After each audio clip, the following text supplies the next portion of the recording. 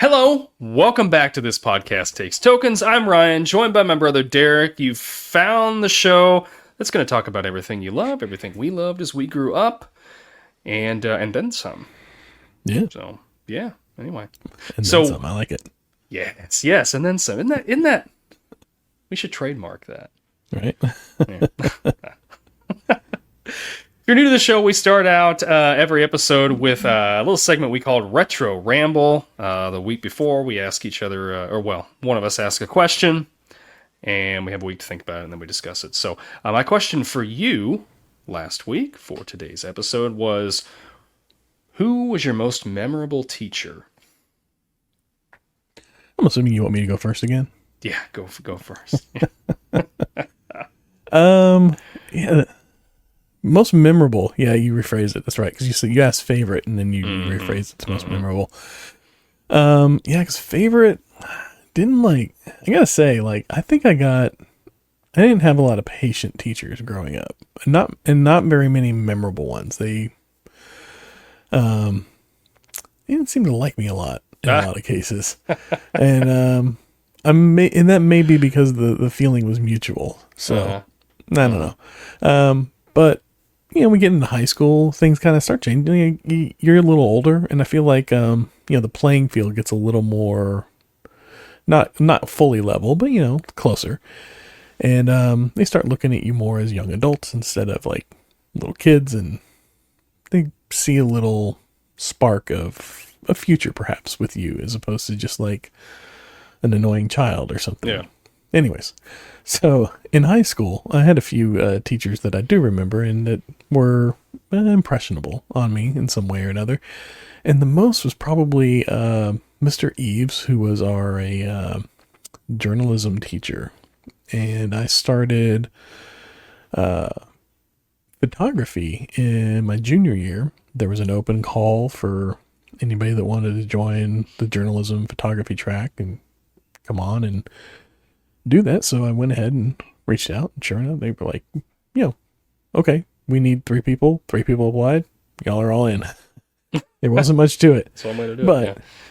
But he taught me about film photography, like how to take a photo, how to operate the camera, how to develop the film, how to produce photographs off of said film. I mean, it was all black and white. We didn't do anything color we sent off, but still, it was fun. It was interesting. It was very engaging. I learned a lot from it for sure, and appreciate it very much.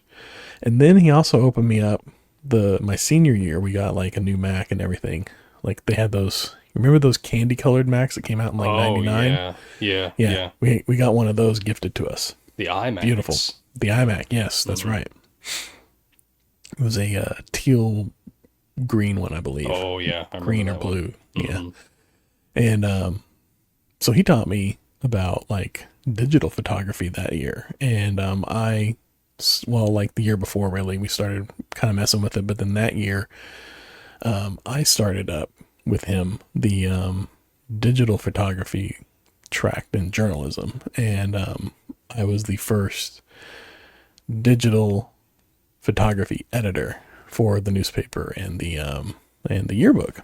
And so that was a lot of fun, a lot to learn there. I learned all about Adobe Photoshop, and even a little bit in digital video and stuff like that. And he really encouraged me to kind of play around with it and kind of figure it out. And I did. I figured out a lot of stuff. There was a book that went with it, so it wasn't watching, today I go online and watch YouTube videos when I learn something.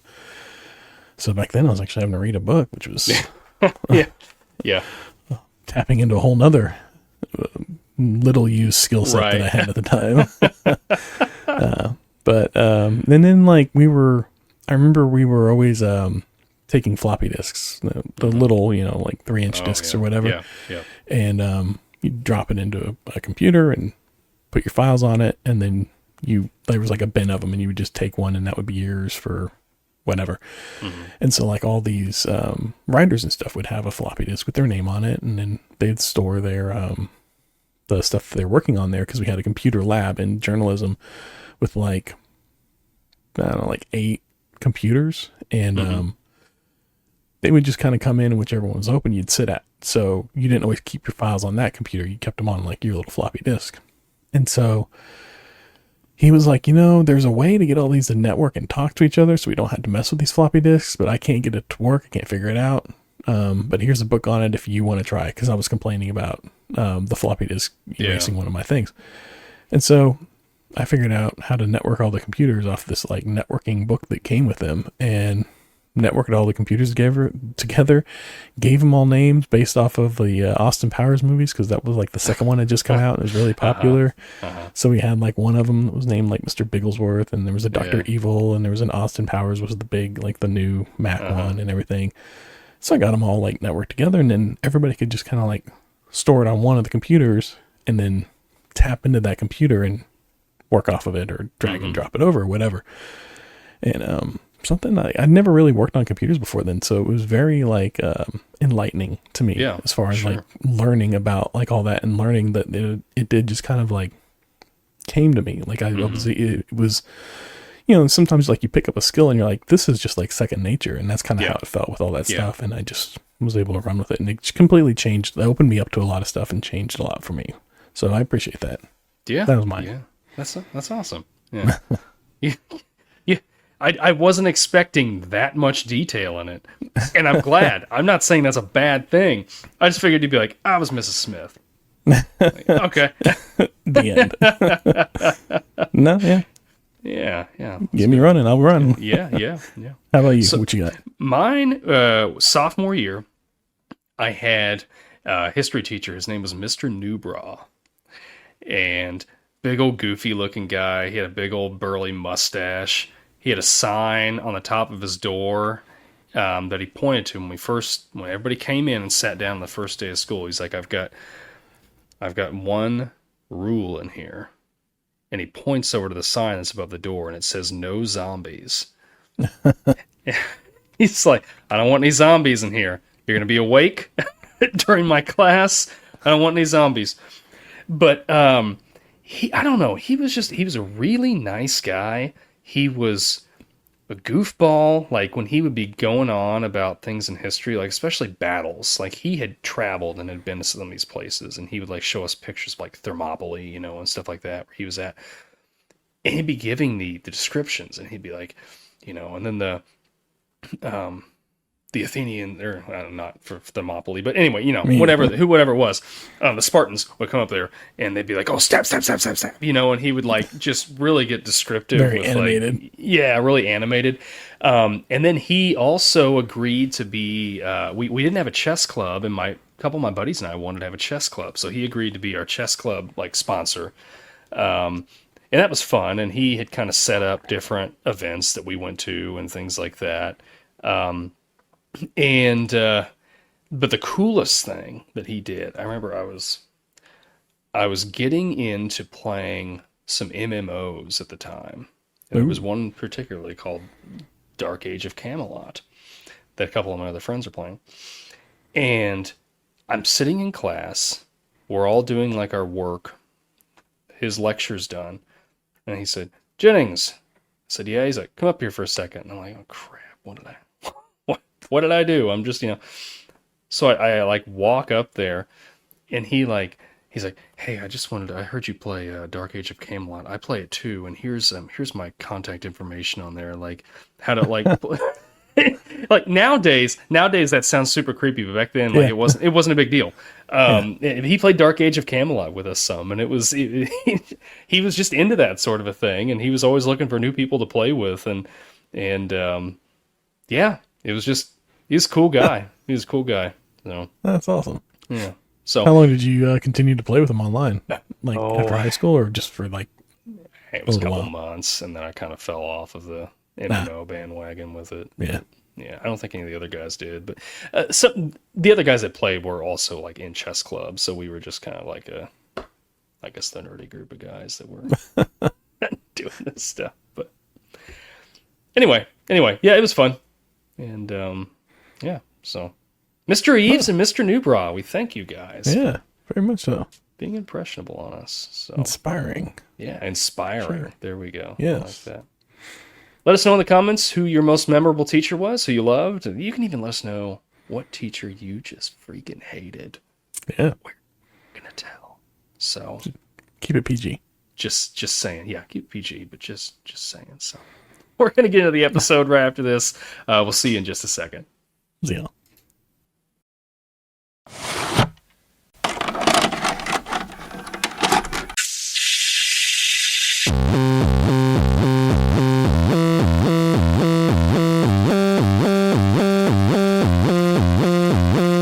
Your local video store card.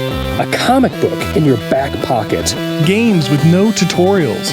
Music you had to discover. And drinking water straight from the hose. These are the things us millennials remember fondly. We are the Jennings brothers. Join us after the streetlights come on as we race our bikes from the top of the hill right down memory lane. Exchange those quarters because this podcast takes tokens.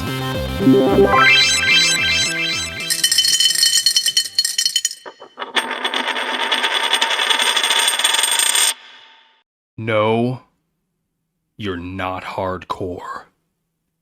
Unless you live hardcore. But the legend of this podcast takes tokens with what hardcore? We are talking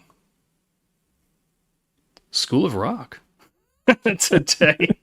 Jack Black. I don't know how well my Jack Black impersonation was, but I thought it was pretty decent. So. Yeah, I don't think your mic was ready for it though. No, I don't think it was. I know I got a lot of over. Anyway, yeah.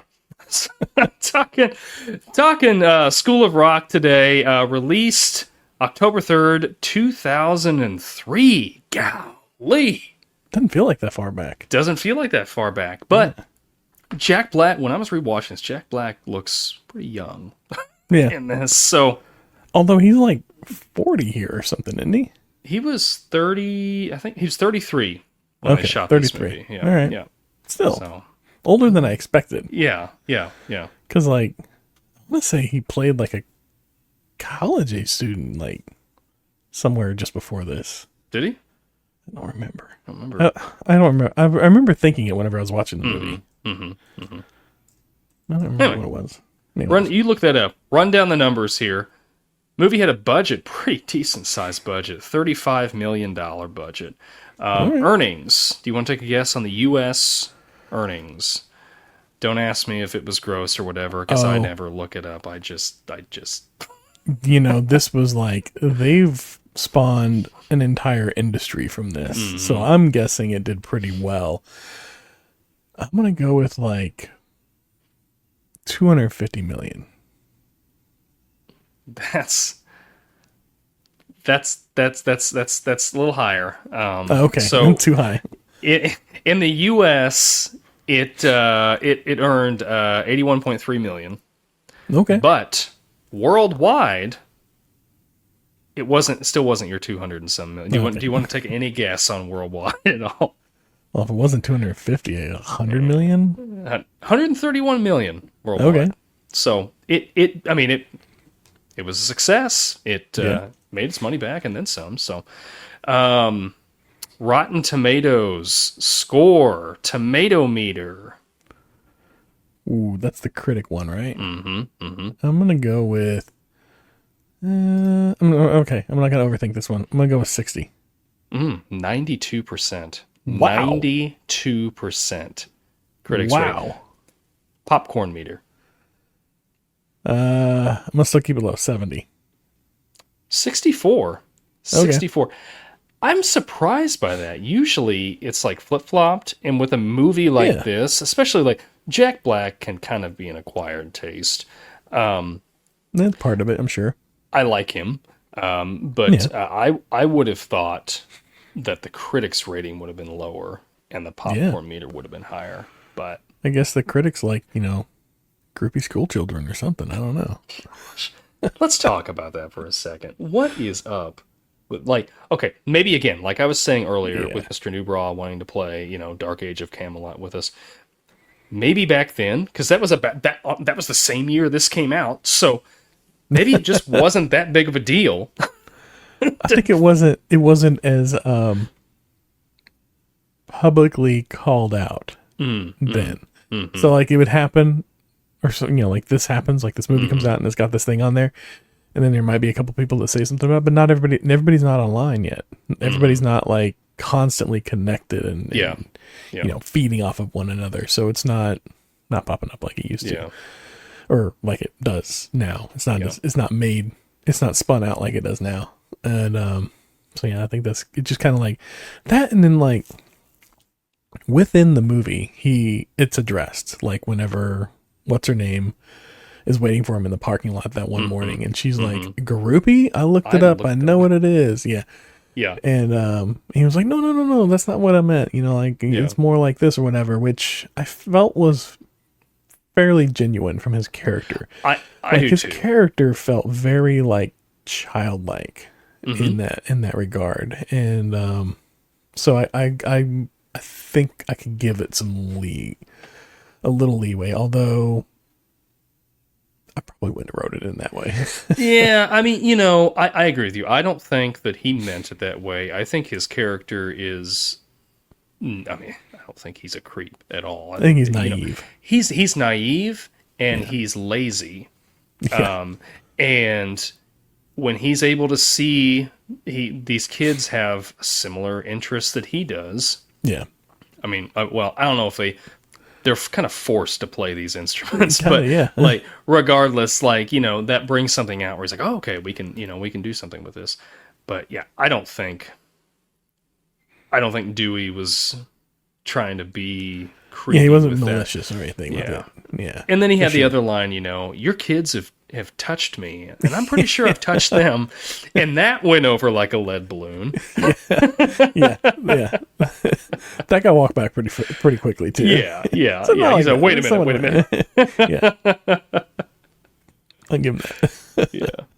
I will say I liked the opening credits for this movie. I really liked that, like that walking through the backstage, and you've got like the different names and credits are like on the wall as like artwork, or it's on the back of somebody's shirt or jacket or something like that.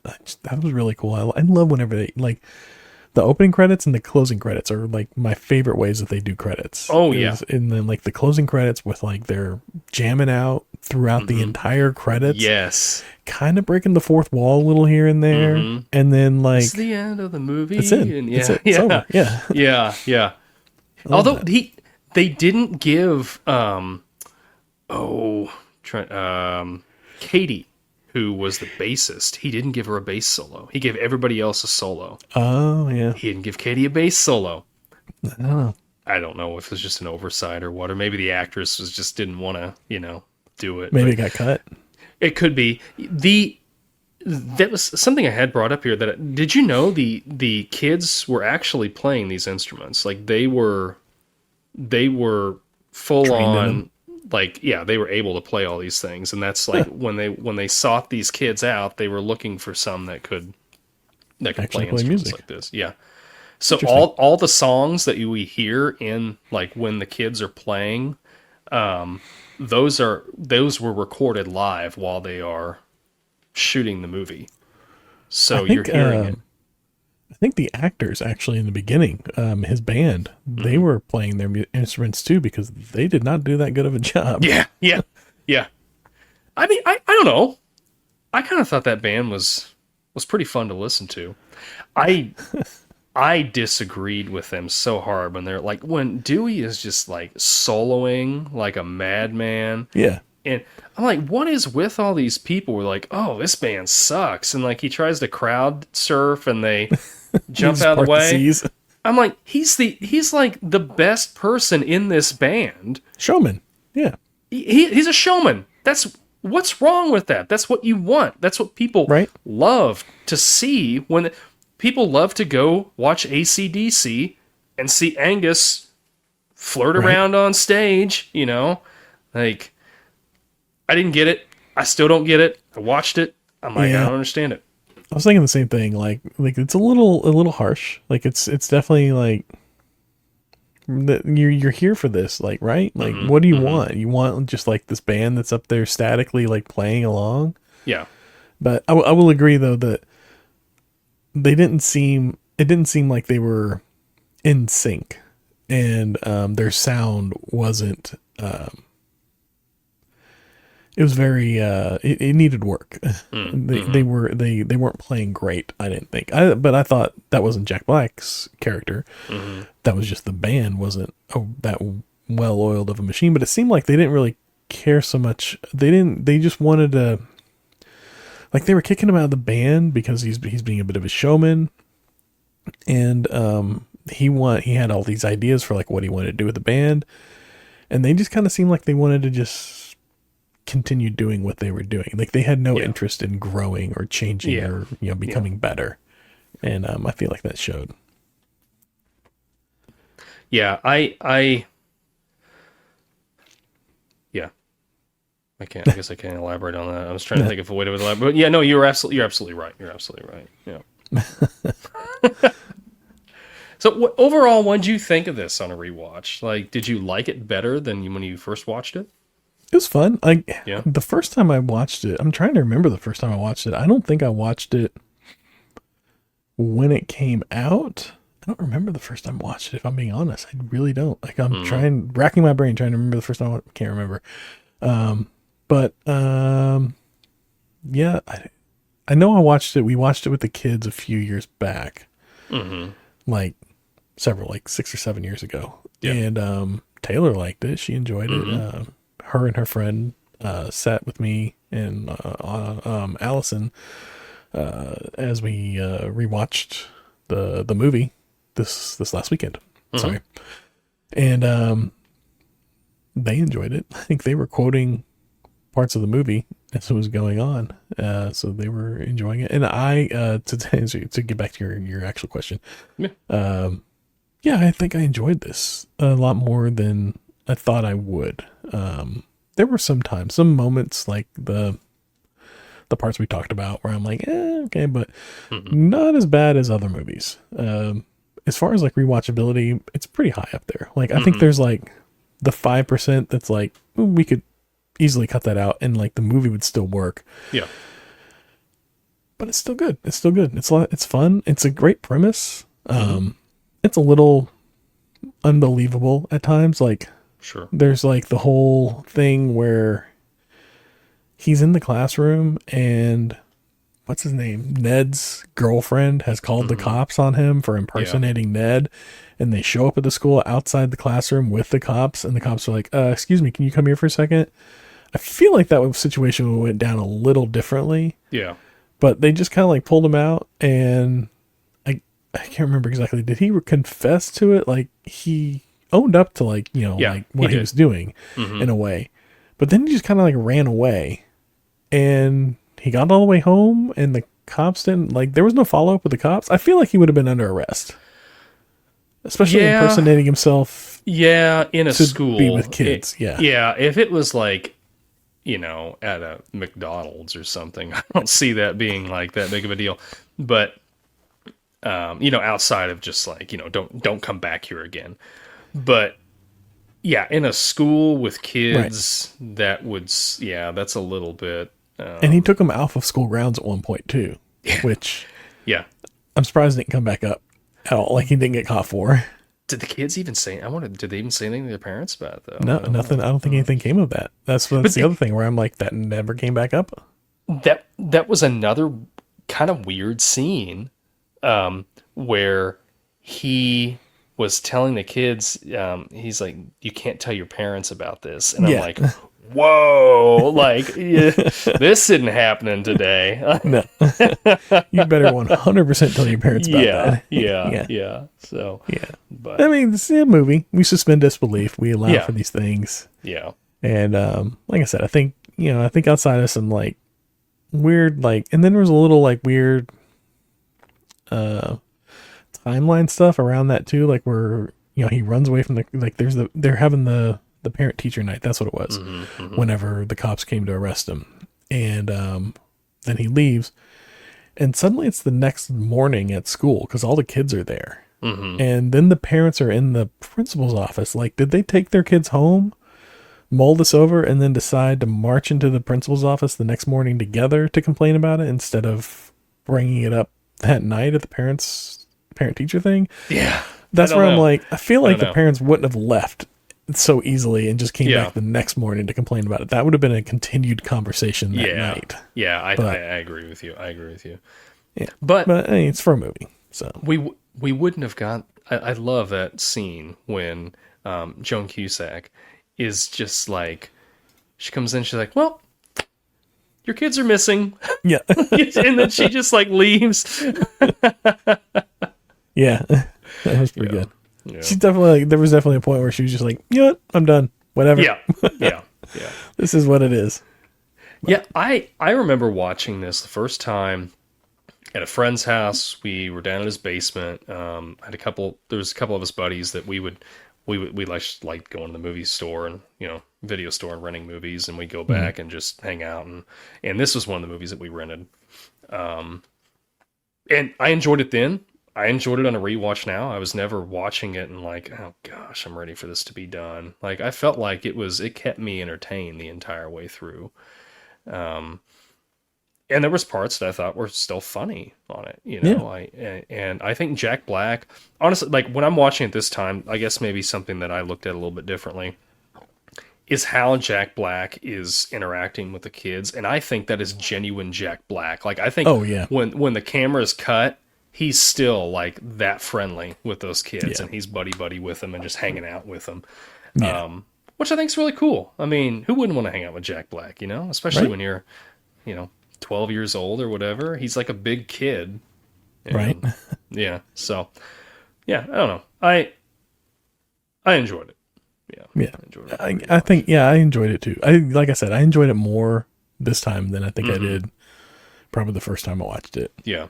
Yeah. And maybe that's just because I have a little bit more of appreciation for Jack Black now.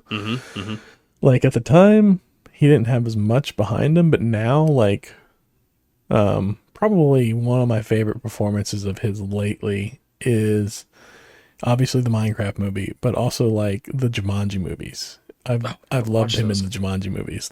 I watched the Minecraft movie and I enjoyed him in that. But yeah, I haven't watched the Jumanji movies. Yeah. Oh yeah, they're a lot of fun. Like the first one, he's playing one character, and then in the second one, like, I'm not gonna get into that. It's a whole different thing. Anyways, I've enjoyed him in that, and then other things that have come up too, like even like the King Kong movie. That was good. With him in it. Oh, that's what it was. Orange County came out like a year before this. Oh, that's right. And he was like playing a college student. Yeah. And then now he's like a mid-30s guy, like 10 years old. I don't know. But I mean, I forgot about Orange County. Yeah, and then he looks so much different in Orange County too. And that's only like a year before. But yeah. I don't know. That's just Jack Black. Yeah. He's got definitely like, it seems like every year or two he has like a complete overhaul. He still looks the same, but looks different. Like it's like eras or something like that. Yeah. It's hard to define. And then he did the voice of Bowser in the Mario movie, which is great. And gave us Peaches. Yes. Did you know that Jack Black's mother worked on she worked at NASA, and she worked on the team that was trying to get the astronauts from Apollo 13 back. And if I remember right, I think she was pregnant with him at the time and like had him not long after that. Wow. So it's just pretty wild. I'm like, wow. Like I heard that story and I'm like, this is nuts. Like that's right. That's really Small cool. World. Yeah. It's crazy how all that like the people in these positions are connected in that way. Yeah. And then there's like entire groups of people like us that are completely disconnected from that in any sort of way at all. Yeah. It's very like almost siloed, like the Hollywood people and like all these like higher up peoples. And then we're kind of like siloed off from them. It's weird. Yeah. But join us for our new podcast on conspiracy theories. Anyways, Jack Black. Yeah, Jack Black just wants to rock out to his core. And that's what this movie's about. There's a lot of fun. Great music throughout the movie, too. Oh, my gosh. Immigrant Song. Like, they got Zeppelin on here. They got that. I guess Jack Black had, because they were kind of on a fence about letting them use it, and Jack Black made a video of himself pleading with them to be able to use the song, and they sent it to Zeppelin, and Zeppelin's like, all right, we'll let him use it. But still no Stairway. Still no Stairway.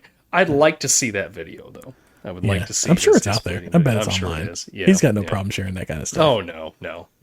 Yeah, I'm pretty sure, like, he's got his own YouTube channel, and all throughout COVID, he was just doing all kinds of, like, random skits in his backyard and posting them up online. There's, like, some crazy stuff out there. Some was pretty funny, but... I remember, like, when Red Dead Redemption 2 came out, like, he was really big into that. Like, he was like, going on about how good he was at Red Dead Redemption. It's just, I don't know. He's so good. He's so good. I really appreciate him now. So tell me this. We need to get down. We need to figure this out. Is a substitute teacher a temp or not? It's a substitute teacher. Right. It's its own thing. But they're Ned substituting for the teacher. He's not a temp. But it's temporary work. Dewey was saying, your temp job. I'm not a temp. I'm a substitute. And Sarah Silverman was saying the same thing. Oh, man. You don't even... Talk about the girlfriend you love to hate. Oh, my gosh. Yeah. She was rough. She was rough. She was rough to deal with. She I mean, calling the police, and then, like, the look on her face. Oh, yeah. When they're like, I got you, Yeah. But nothing is as satisfying as when Ned finally just shuts the door in her face. He's like, hey, I'm going to go watch the concert. You want to come with me? Why would you go do that? I can't believe you're doing that. He just shuts the door in her face. And then you never see her again. So I'm assuming, like... That's it. That was the end of it. Yeah. Yep. Good for him. He needed to stand up to her. Stand up for himself a little Not bit. good for her. Yeah. But, yeah, I'm sure she found somebody else to walk all over. Oh, I'm sure. I'm sure she did, So how did nobody in the school hear them practicing? I know, like, he assigned some people to soundproof the rooms, but, like, their soundproofing on, the drum was, like, kit alone. Putting towels over the cracks of the doors. Right. I'm like... Those walls aren't insulated on the inside. Yeah, I don't think this is going to work. No. You ever have, like, did your high school ever do the thing where, like, on Fridays before a game, the marching band would release the whole school by marching through the school and playing? Never. Ours did. Okay. And you could hear it start from one end of the school and get louder and louder as it got toward, and it was just like built, like if you're on the opposite end of the school, it's just building this anticipation until like it's right outside the door. So yeah, we had that, and it's they're loud. Like you can hear it. I don't know. Well, but I guess there was that one time where like the teacher was complaining about noise and thought she heard something. Yeah. Which just once. Yeah, but you would have thought it'd be more than that. Like I remember when I had an apartment that was obviously above another apartment, and when Rock Band came out, it had all the peripherals and everything. We would play that drum kit. There's no sound coming out of that. It's just you using the drum kit and tapping on it. And she, God bless her, she never got mad. But I remember, like, I saw her in the stairwell, like, a couple days later, and she's like, did you guys get Rock Band? And I was like, yeah, we did. Why? And she's like, I could hear you guys drumming up there, like, all night the other night. And I'm like, I'm so sorry. And she's like, no, it's fine. It's fine. But yeah, like, if she can hear that. Right. Somebody's going to hear drum it. kit. Yeah. Right. Somebody's going to hear it. Talk about a great game. Like those Rock Band and Guitar Hero game. Man, I miss those games. Those games are awesome. Yeah. I want to play those again. I thought about trying to track down a guitar and Guitar Hero for like Xbox 360 or something and setting that up again. Yeah, those were a lot of fun. I remember getting on there. I remember going through Rock Band and playing like through the whole set list as a drummer. And that was a lot of fun. That was a lot of fun. Yeah.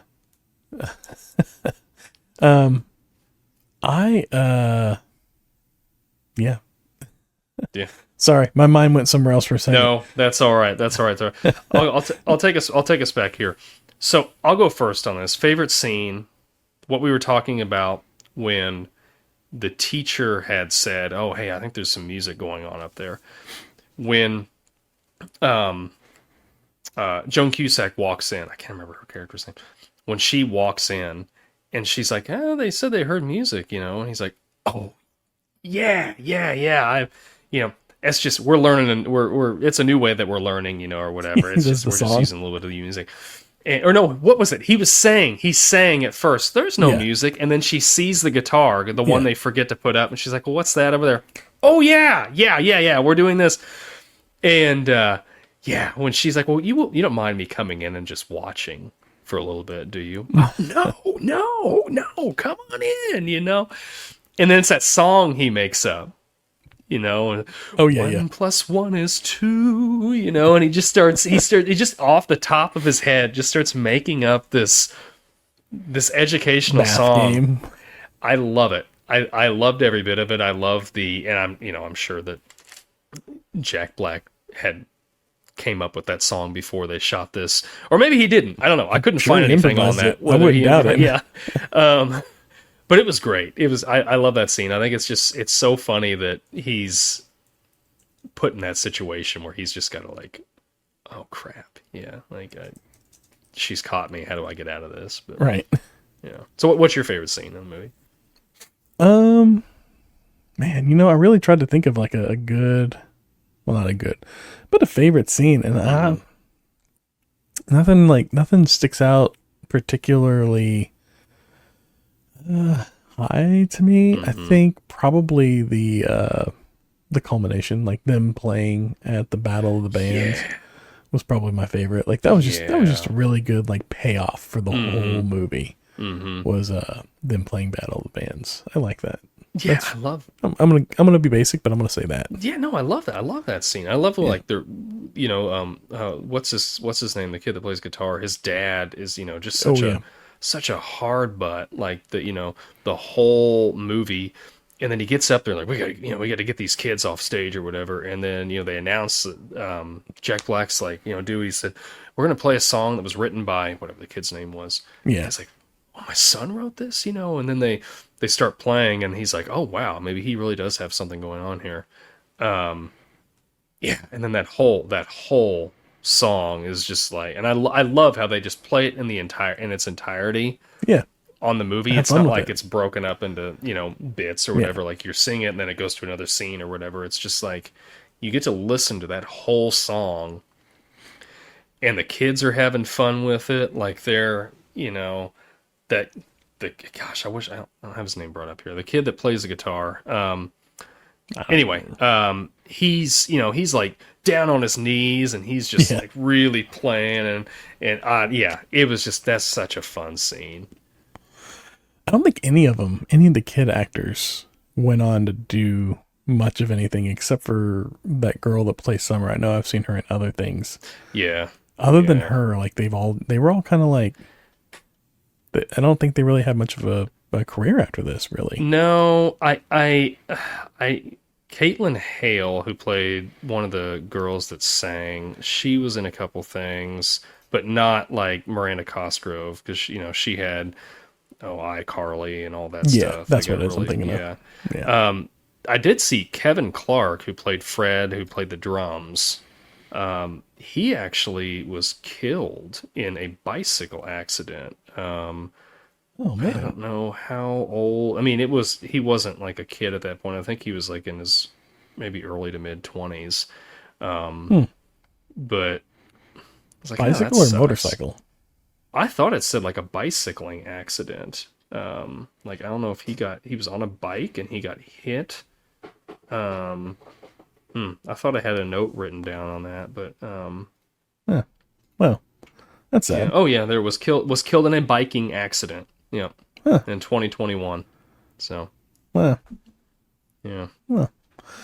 I mean, I guess like it's gonna happen. Yeah. So that's sad. You just never know. Yeah.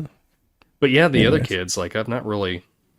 I mean, most of the cast on here, really. I mean, right. So Jack Black, obviously. Sarah Silverman, you see her in a lot of stuff. Joan Cusack. But really, the rest of them, it's the Ned guy. I think I've seen in occasionally here and there, but yeah, like supporting character, nothing like major. Yeah.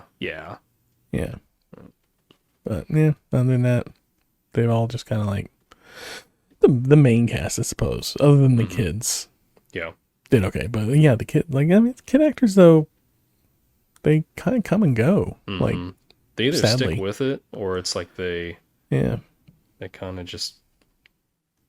Well, I don't know. I guess that's not true. There's some that like they're in a lot of things when they're young, and then they just decide like either I don't want to do this. Life gets them, or they're like like Frankie Muniz or whatever. He's like, I'm gonna race cars, right? Or just they go off and do something else. Or like Chuck from Goonies, he went off and became like a lawyer. Yeah. Chunk. Yeah, just lifestyle's not for them. I don't want to be in Hollywood or something. I did a movie, that's fine, and now I'm done with it. And it's a bit of a grind. I get it. Yeah. I can appreciate it. Yeah, doesn't have to be your. I mean, because it's somebody's dream doesn't mean it has to be your dream. Right. Go off and do what makes you happy. Yeah. So, but yeah, I gotta say though, that watching him play that whole song at the end in its entirety, I appreciated that they did not play it really much throughout the early. Like we kind of got like a couple, like really literally just a few notes here and there, but not like. What was there was some other movie we were watching and it seemed, oh no, we haven't watched it yet, but like that Thing You Do, they play that same song over and over and over and over and over. Yeah. But it oddly enough, it doesn't get old. No. I mean, that song, in that movie, that song evolves quite a bit as the movie's going on. But yeah, I mean, I understand what you're saying. I liked that you get a little tease of it. Yeah. And then you get the payoff later. Right. Yeah. Appreciated that very much so. But and it's a rock band that actually rocks. Like they did a really good job. Yeah, they did. They were awesome. Absolutely. I've been loved to listen to them live. They've been fun. Yeah. So at the end, Jack Black gets to do his crowd surfing. Yeah. He jumps out there and he crowd surfs. You ever been crowd surfing? No. Never. Me neither. No. Me neither. I was just curious. No. I've never been either. No, I've never been brave enough to do that. Most of the places that we were playing at were like bars and stuff. We played the Uptown Theater once in Kansas City, but even the other bands and their girlfriends, like huge. Yeah, pretty much. So, yeah, they weren't going to be holding me up while I jump out there. So. Yeah. Did you have a favorite line from the movie? I have a note here of one, but I can't remember. Remember it from the movie. Oh no, okay. Yeah. So I don't know how this is gonna go. Stick it to the Manosaurus? I don't remember that. But I wrote it down and quoted it. Stick it to the Manosaurus. I'm sure it happened. I don't remember it. Okay. It was noteworthy enough that I wrote Fair it down. enough. I think he was messing with like one of the teachers and was just kind of like, doing like a what was it from Wayne's World? Like, Sphincter says what? But it was like, stick it to the Manosaurus or something like that. Mm-hmm.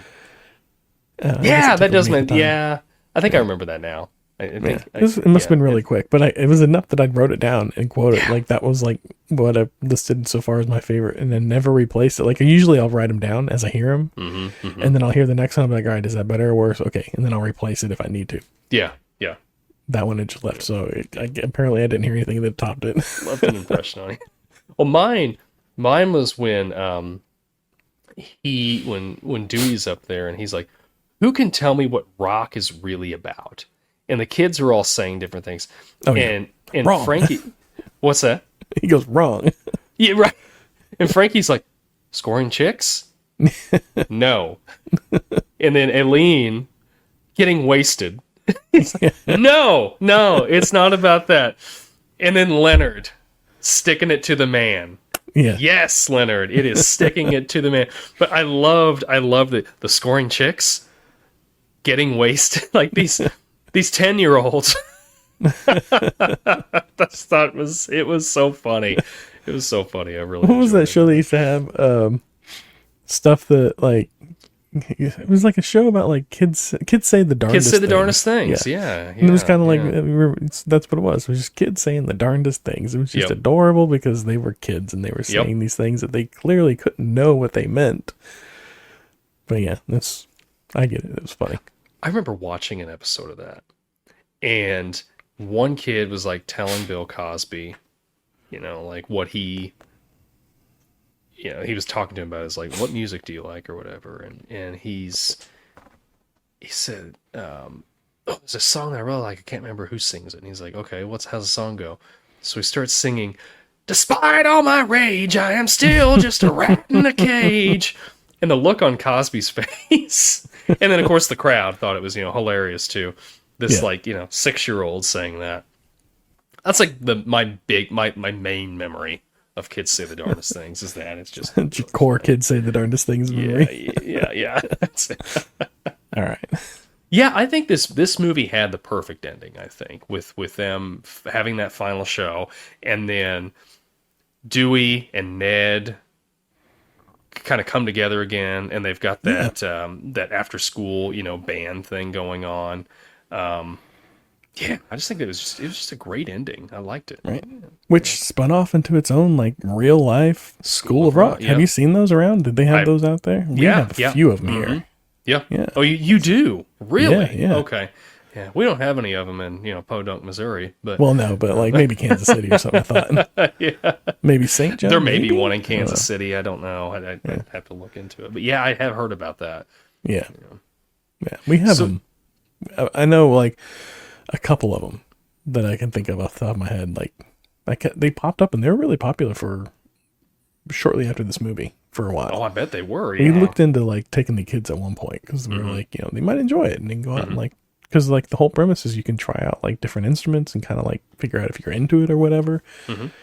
And it's a great idea. Expose kids to music. Let them try it out without, like, having to go out and buy an expensive guitar or drum set or whatever. And I think it's music that kids are going to be more interested in playing. Like, nothing against people that are in band in school. I think band is a great program. I think they need to invest more in that. But like, you're playing like classic music and stuff like that. And like, it's just, that there's a certain group of kids that may enjoy that.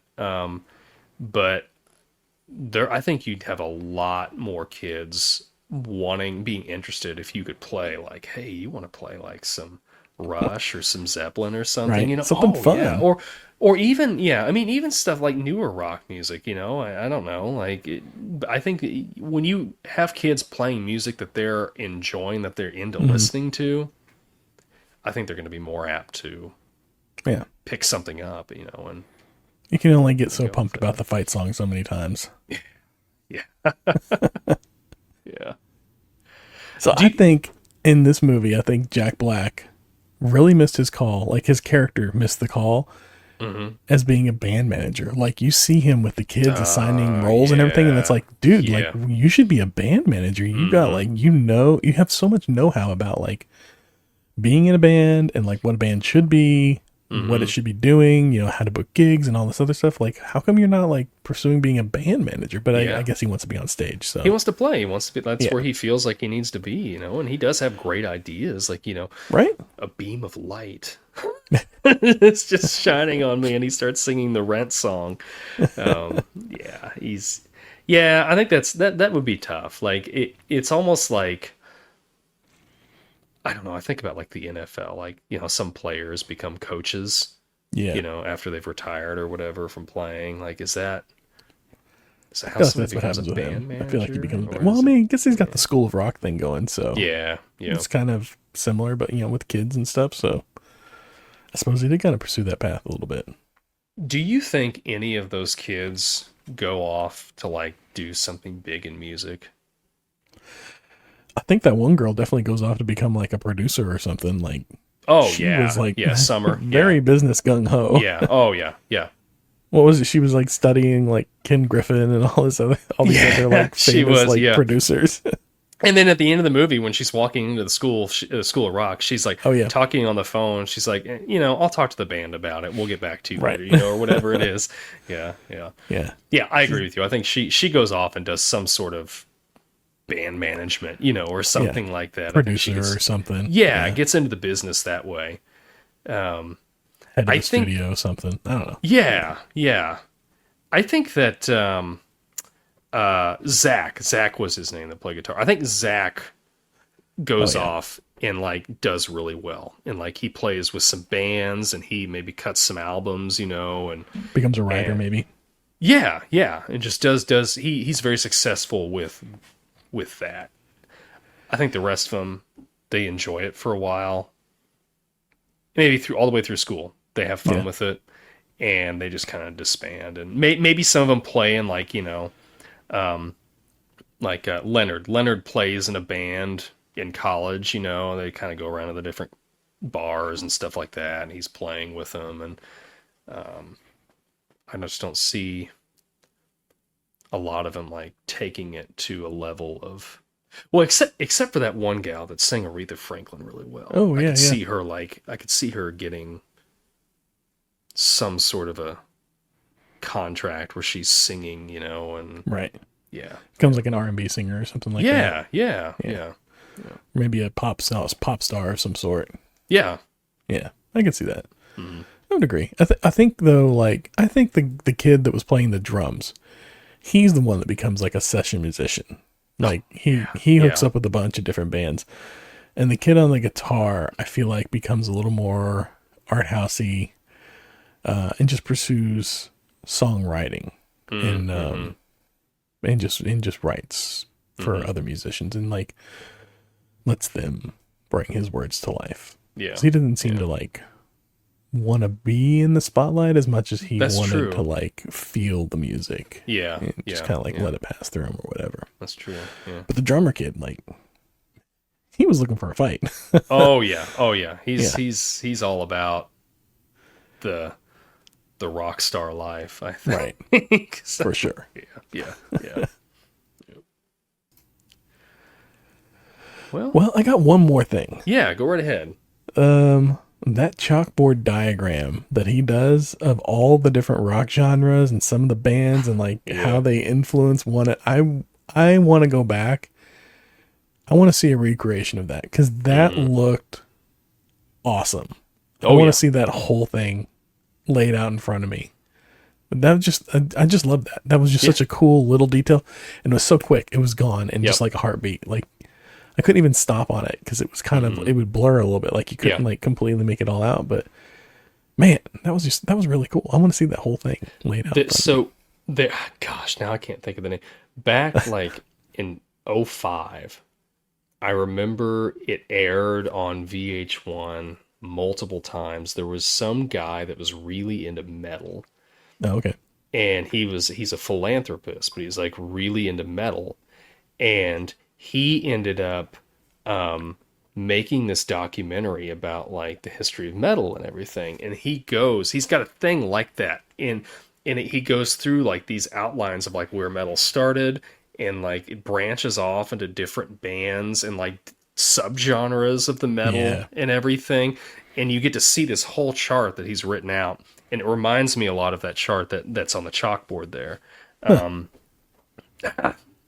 Now I can't think of what the name of the documentary was. I'll have to look that up. But yeah, so that maybe is my point is that maybe is if you can find that, that may be as close as you can get to seeing something like that. But that's true. I'm sure somebody's gone through. I probably could look it up. I bet somebody's gone through and found it.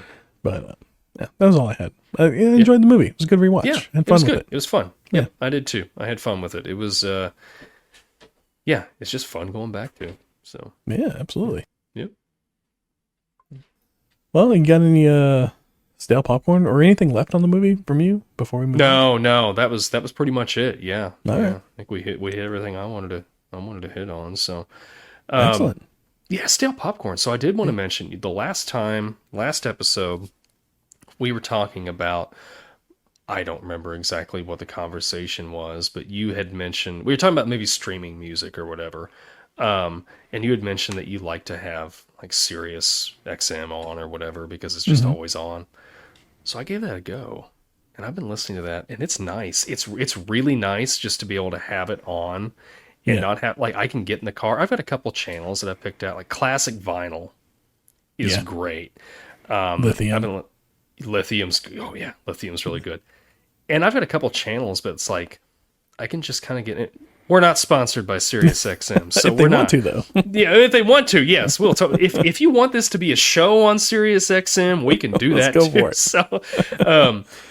So, yeah, man, it's nice just to be able to get in the car after work, and I don't have to think about like what do I want to listen to. I just like get an idea, like, okay, I want a good mix of. I've been listening to classic vinyl quite a bit. And that's got a good mix of like rock and some like pop and stuff like that, and just put it on and it's great. Yeah, pop rocks. I like pop rocks. That's a good one too. It's like a lot of like pop punk stuff and things like that. 90s on 9. 90s on 9. Metallica's got their own channel. Oh, now. I've been listening to that some too. Yeah. Ozzy's Boneyard's really good. Ozzy's Boneyard. Yeah, that was good. That's good. But yeah, like if it starts playing a song I don't like, just all into the next preset. Yeah. And I rarely like go without. There's rarely a time wherever I'm in there and I cycle through all my channels and I'm like, there's nothing I want to listen to. Yeah. And what I really like, and I'll get off the tangent here in a second. No, go for it. What I really like about in my truck is I can preset like 10 different channels.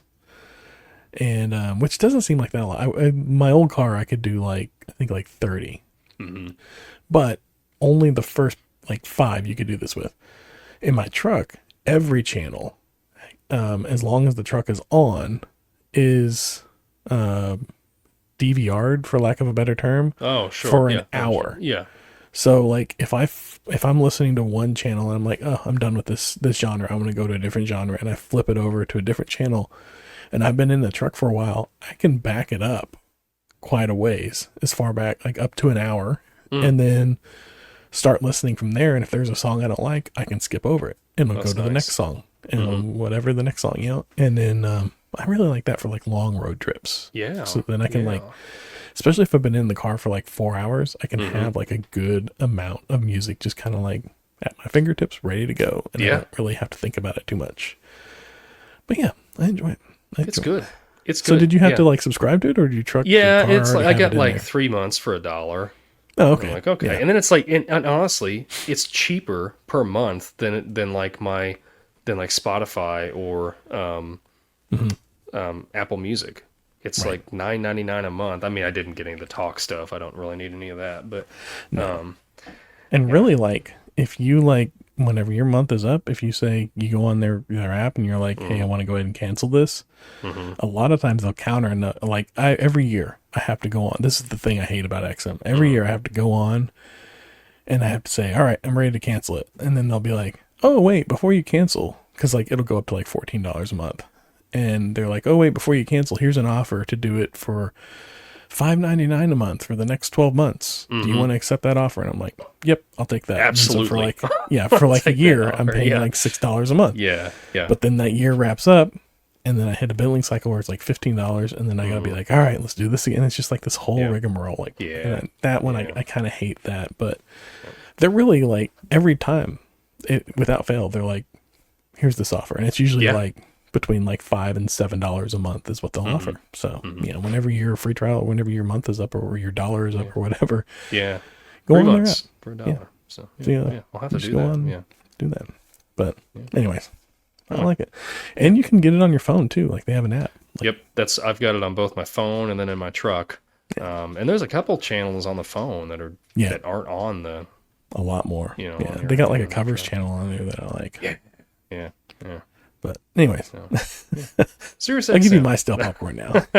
We'll get off ahead. XM to bore everybody at home with that. Yeah. Mine's kind of similar. I discovered an app that I didn't know existed. So do you use Libby for like your local library to like digital copies and stuff? There's an app called Canopy. Similar situation. You go on Canopy, Kanopy, and you sign in with your library card, set up an account, just like you do with Libby, except it's movies. So it's all these movies that you can rent from your library. Yeah, digital movies. Okay. And it's on Roku too. So like I set it up on Roku, and I was able to watch our next movie and a few others that we have not been able to find that are on there. Gotta do it. I gotta do it then. Yep. So Canopy. It's free. Okay. You get like 30 of them a month. Yep. And then like it's kind of like they kind of do like rental. So like whenever you start a movie, you have like they'll be like, we've got 3 copies of this movie. Basically, like 3 people can check it out at a time. And whenever you start watching the movie, you have 48 hours to finish watching the movie, or else it goes back to the library. Yeah. I have yet to find a movie on there that I can't just check right out. And then you get like 30 of them a month, which like you're not going to, unless you're like sitting there. Yeah. Right. Yeah. I guess if it's the only thing you're watching, that's all I'm doing. Right. Yeah. But they don't have like a tremendous amount, but so I've been able to find a bunch of movies on there that we've been like, we can't find them anywhere. I don't know if we're gonna be able to do these. So it's surprising. I was pleasantly surprised by that. Yeah. Anyways, Canopy, check it out. Canopy, if you got a library card, it's awesome. Free movies, then no ads, which I was pleasantly surprised by. And it's the full movie, like it's the full movie too. No edits or anything, so fun. Anyways, sounds good. Do we have any gum under the seat this week? I didn't have any gum under the seat this week. No. Unless you saw some, I didn't see any. No, but all right, I got one thing that stuck with me from our conversation. Yeah. Sure. Little gum under the seat here, if you will. We were talking about Guitar Hero, which I really miss. Yeah. I think I was watching this movie and I was thinking about this. It'd be really kind of cool. I don't know if this existed. I never played like Rock Band or I played Guitar Hero 2 and 3. That's all I ever played. But I think it'd be really cool to play Guitar Hero and have like a story mode where you start out in like coffee houses and like playing for like a few people. And then like if you do really good, you get like some money to use to upgrade your equipment, which means that like, you know, it's a little easier to play going forward or something like that. And then, you know, you get prestige, which allows you to open up new venues to go play at and new songs that you can play and stuff like that. Or maybe that you unlock the songs with like skills or something like that you build. Yeah. But anyways, and then have like a band management aspect to it, as well as like a road show aspect to the game as well, and kind of have like this storyline to it. I thought that'd be really kind of a cool way to play it. That would be cool. So I don't know if they had that in any of the other ones, but I don't think Rock Band or Guitar Hero had that. I think Guitar Hero, you just like, you had a certain list of songs, and then like you had like the set venues and the characters, and you played through them, and I don't think you really unlocked anything with them. Maybe you unlocked a few songs as you played through it, but you would unlock some songs, but yeah, I don't remember anything like that though. Yeah, that would be good. That'd be fun. Gosh. I wish they'd bring it back. When they had all those rhythm games, those were so much fun. They were almost 20 years. They're about 20 years old. I think it's time for a nostalgic kickback on the Rock Band games. Like you can do a mini one. Like just do like a little ukulele. Yeah, Ukulele Hero. Yeah, how come there's no Ukulele Hero? Yeah. Anyways, have you seen that there's that I don't know, there's some video on YouTube. It's old, but it was like back during like the music or the music video game craze. And it was like Harmonica Hero, and all the songs are Blues Traveler songs. Like there's like one Bob Dylan song in there or something like that. Oh man, yeah, I love those games. I'm with you. I want to go find like the old guitars and stuff and play. Which we were at a game store last weekend, and this last weekend, and they had the guitars in the corner. They were on like $80 a pop for the guitars. I was like, that's ridiculous. It's a little rich for my blood. There are like third-party ones now that they make that you can find online. I don't know what quality they are, but you can find them for like $30 or something like that. Okay. Yeah. So. Get the Temu special. Sure. Yeah. Yeah.